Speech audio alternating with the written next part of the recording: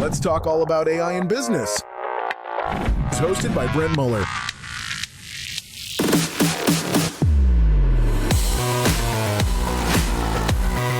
Welcome to the Future Proof Podcast.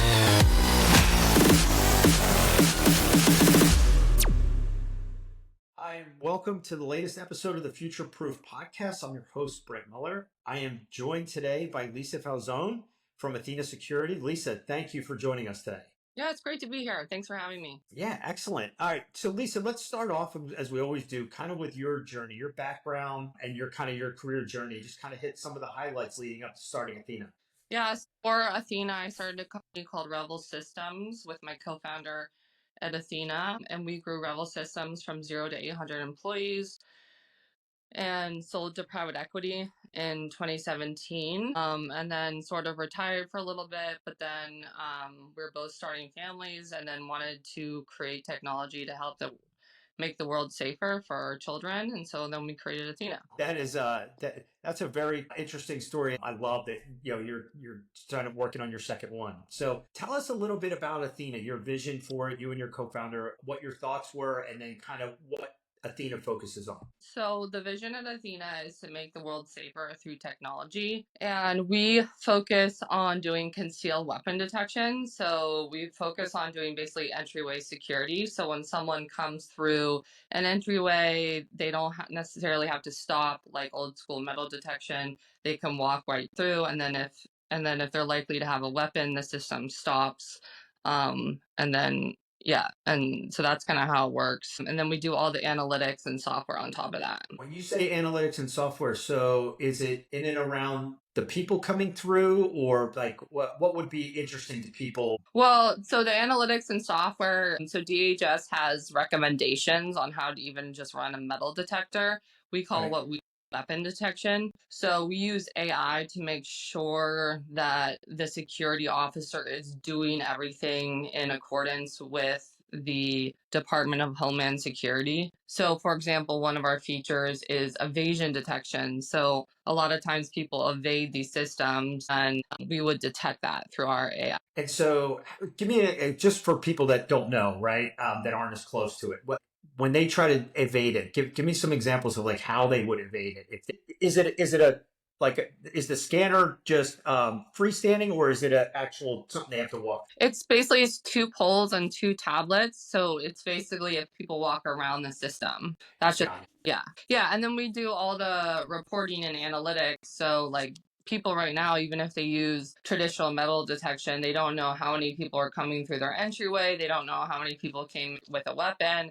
They don't know who came through with a weapon, information like that. Unbelievable. And who are your target? Who are you selling this to mostly? Yeah, so mostly healthcare, so hospitals and emergency rooms. So for example, Kaiser is one of our clients. We're in every single emergency room in Kaiser. And yeah, so other really large healthcare facilities. But obviously schools is also another vertical. I was going to ask you about schools with all the stuff going on. Is this lightweight enough that it could be adapted to schools? Yeah, we have schools.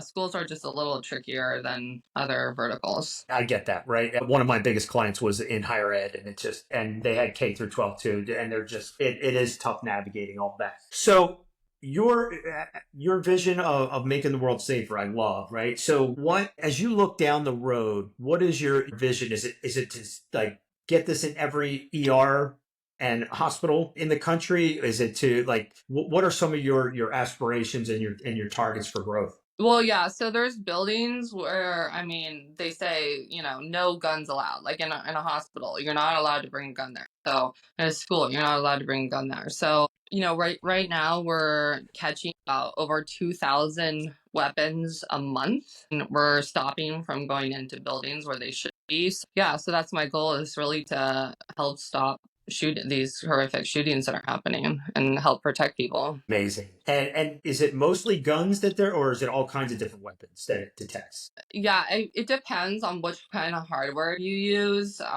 It just depends on your hardware configuration. We're the software provider, but some configurations detect, down to a razor blade, and some, if you want higher throughput, they detect like a handgun and above. Got it.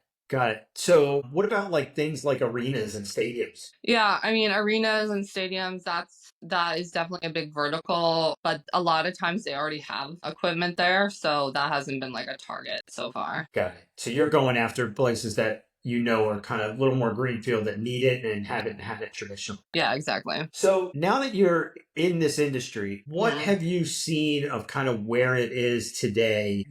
I'm guessing you did this because you saw some holes and some flaws in this. And Mhm. then where do you see it going? Where do I see the industry going? Yeah, yeah. I mean, obviously, there's a lot of automation. Labor is a big factor. I see people optimizing labor, making that more efficient, not cutting out like the officers, but like making them more efficient, able to do like different multiple like entryways. Obviously, AI is, big in any industry. So we'll see what happens with that.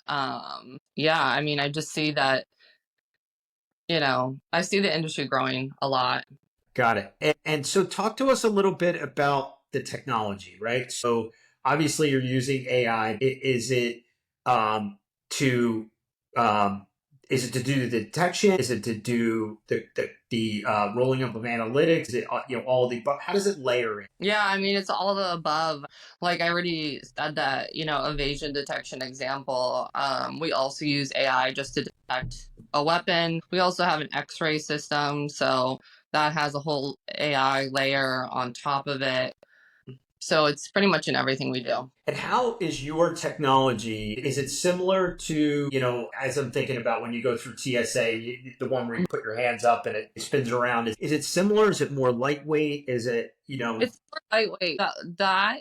I would say like has really slow throughput. Like everyone is waiting. Our goal is to have a really fast throughput, so not have a line before you go through security. So it's high throughput, and yeah, so it's much higher throughput than I what you feel have. like you're describing kind of the easy pass tolls, right? Where instead of stopping at the toll booth, right, you're driving right through and they can catch it. You're talking about that kind of system where you Yeah, can push more people through a line. yeah, exactly.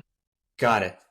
Or we Well, have a client that like doesn't want to be like TSA, but they like want the security and they have a security problem, but they don't, want to be like TSA. yeah. I feel like stadiums and arenas probably need to look at this, right? Because those lines back up in a big, big way because they get a little overzealous there as well. But if you have the AI that can do the higher throughput, I Yeah. think that they might look at this. Yeah. Yeah, absolutely. Okay, so this is obviously a continuing emerging vertical, and Mm. so as you look across the competitive landscape, are there more companies like yourselves coming in, or do you feel like you guys have a really good opportunity to take market share here?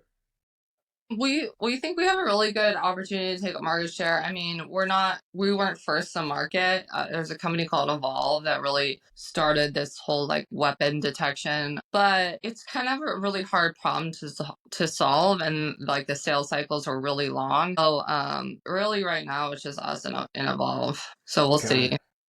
Got it. Who's doing it. So when you kicked off Athena, what things and lessons did you take from your time with Revel to get a better starting point with this second company? Because you obviously figured out a lot of stuff, whether it's through the exit or through the growth of Revel, right? And I'm sure you and your co-founder have learned a lot.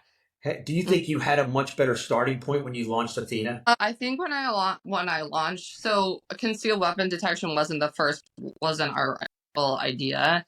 It was actually visual light weapon detection, so detects when someone pulls out a weapon. But then through doing that, everyone was like, "This is great, but I need concealed weapon detection." So in 2022, we pivoted. But I would say I was probably like, because of having a past success, I was probably like a little bit too overconfident with my product market fit. I don't know. There's like pros and cons between like being an experienced founder versus like not an experienced founder. So like with Revel, I didn't spend that long trying to find product market fit. It came to us like really quickly, but this was a lot slower. And was it more of did you build the product for the first part for the light Mhm. detection first and then as you started to sell it, is that when you got the feedback and yeah, got it. And so if you had to do it over again, how would you do it different? Because a lot of founders and CEOs have done very similar things, right? So, and for anybody watching, I would think that they would love to say, Lisa, what would you do different if you started Athena again?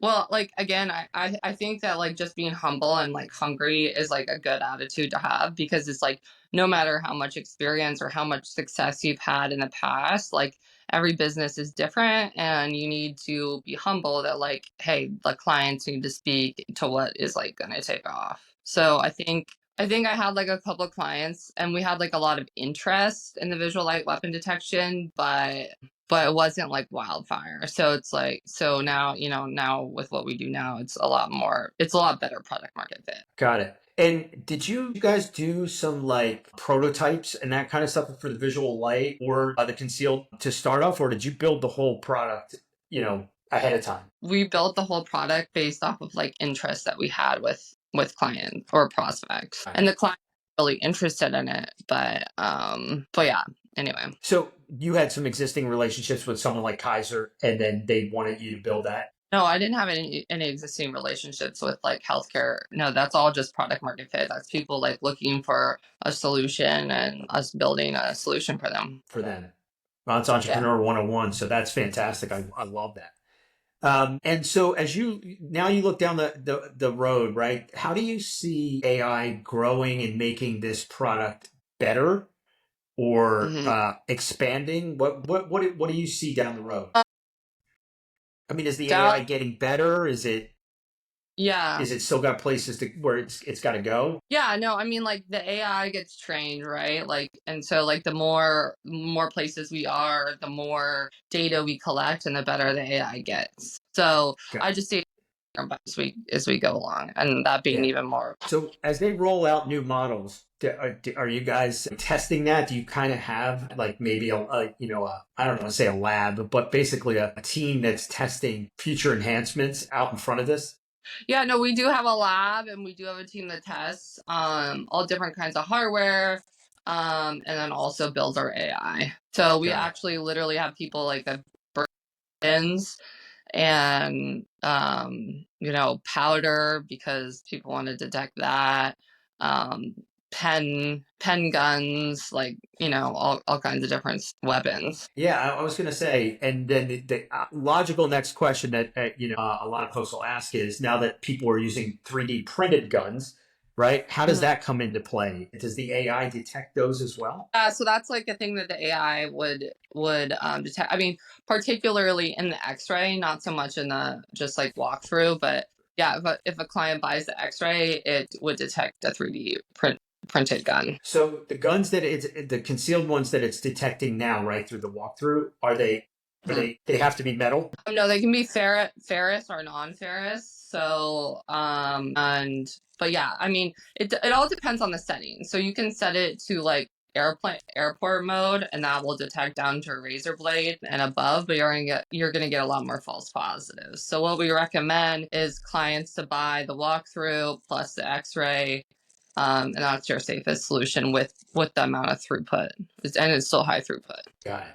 Got it. No, this is amazing. This is really cool stuff because you think about the school stuff and that makes all the headlines, but people don't realize how many things happen in places like hospitals and stuff. And it might not be big shootings, but people that that you're not supposed to have guns going through there. But I I've been to a couple different facilities because my in-laws are elderly and have been in a couple rehab centers recently, and there was no detection going through there, right? But Yeah. your product would be a perfect thing for facilities like that, and that population's growing like leaps and bounds too. Yeah, I mean, so I had no idea either with the healthcare problems. Like, it just doesn't make the news, but nurses are getting assaulted on a daily basis. Nurses get assaulted more than police officers. So it's just Really? like, well, yeah. So when we put our system in, people are just like the staff is just like finally like the hospital finally did something, and that's kind of the attitude is like we're so sick of this. And nurse retention is really ever since COVID has been really high. So if we can play a part in making nurses and doctors are safer, I think we're doing a good job. So Absolutely. You're making me feel better. My middle daughter is in nursing school right now. So yeah, so this is good. I'm going to have to tell her this story because this is going to make her feel a lot better as well. So want to be a nurse? Does she want to work in the ER? I'm sure in the beginning, that's probably where she'll cut her teeth. And then I don't know where she'll go from there. Yeah. Yeah. But I would imagine the ER is the first place that they need your system. Yeah, exactly. Yeah. So Lisa, what else do you see? Like, what's your vision for Athena? Is this another? Hey, we're going to grow it to a certain point and hope that it either exits or you get acquired. No, I don't want to get acquired. I mean, because I've already done that before, so I'm really looking for this to be a business I can make a really big impact and help save people's lives and keep it for a long time. That's kind of the goal. Love that. And so this is your second, the same co-founder that you had with Revel is with you on this one as well? Yes. Fantastic. So you guys must have a phenomenal relationship. That's very, very, very cool. It doesn't always happen. Yeah. No, I feel really lucky. Yeah. So, I told you I was going to ask you a few questions about. So before I get into those, tell me about the industry in general. Do you see this growing? Because I feel like these threats are only going to increase. Do you feel like that this is an emerging spot? I mean, just like we had a couple cybersecurity folks recently on the podcast, and when they look down the road, they're like, "This is going to be massively big." Right. And anybody that, realizes online, same thing. But do you see this as growing like that? Yes. I mean, unfortunately, I see the world getting less safe, So, I mean, obviously, if we do our jobs well, like we actually put out of business. But yeah, no, I see it. I see it definitely growing, and like people want to just be safer. Yeah. Well, having your product, around, I think would make everyone in whatever venue that is or building feel a lot safer. So this is really cool. So Yeah, I told you I was going to ask you a couple questions at the end, which is first, what's something that you have done personally or at your company that as a founder that you think other founders and CEOs would find with AI find very interesting? What have we built in the product, or like just done like AI internally? Internally, something that that you said, hey, this saved us a ton of time, or this is something that's making my life as a founder a lot more productive, something like. I mean, one thing I'm working on right now with FAQs is just like automating. So like, I'm working on FAQs with AI that just kind of like take your meeting notes and then automatically make the FAQs, and then obviously you have to edit it, but having just up-to-date FAQs is something I'm working on right now with AI. See, that's really cool because anybody that's a founder that it has a product or a product line, right? Mm-hmm. That's something absolutely that it can get you at least 70-80+ % of the way there. And then, like you said, you make the edits accordingly. Yeah. And we're doing updates so frequently that often like your product knowledge can get behind really quickly. So that's what I'm working on with AI. That's another great point, right? If you're doing innovations and updates to the product, that you're right, it could get really out of date and pretty quickly. Very cool. So thank you for sharing with that. We'll make sure that comes out in the AI tips. And then the last thing is I wanted to ask you is your growth plan. So you and your co-founder set out targets for the next 12 months. If I could give you a magic wand, what would you wave it to do for one thing to make you guys hit or exceed that? What's the question? Sorry. Hit your 12-month growth, your next 12-month growth targets, right? Meet or exceed it. Yeah. What would be the biggest either hurdle or enabler, right, to let you guys hit that? Well, I mean, for us, it's just like enterprise deals, right? And so that's like it's almost like we just have to nail that, and it's a lot of it's in the current clients that we're at. It's just like having them roll out. So yeah, I mean, our goal was to grow over 100% year over year. We did that last year, so we plan to keep growing at that rate. That's a phenomenal growth rate. Very few people can do that. Thanks. Yeah. No, kudos to you guys. So you obviously have a good formula, and it's something that's working well for you. It worked at obviously previously at Revel, and now it's working here at Athena. Lisa, thank you for spending the time with us today, for kind of shedding light on something that I knew very little about, and I think our audience would definitely. And we're going to have tons of founders that have office buildings, and right. And I'm hoping that they're watching this and they're saying, hey, we need that, right? Because everybody's staff wants to feel safe. Totally. Yeah. Well, thank you so much for having me on. It was fun and hopefully it's informative. Absolutely. So Lisa, just, again, we'll put all the links to your website, but what's the best way for people to engage with Athena Security? info@athena-security.com. Absolutely. Yeah. We'll make sure that it's all linked here below. So again, thank you so much, Lisa, for spending the time with us and for sharing your insights. All right. Appreciate your time. Thanks, guys. And until the next episode of the Future Proof Podcast, I'm your host, Brent Muller, and my guest today, Lisa Falzone from Athena Security. Thank you. All right. Thank you so much. Talk soon. Bye, guys. If you're ready to embrace change and lead with innovation, be sure to subscribe and never miss an episode. Thanks for tuning in to the Future Proof Podcast.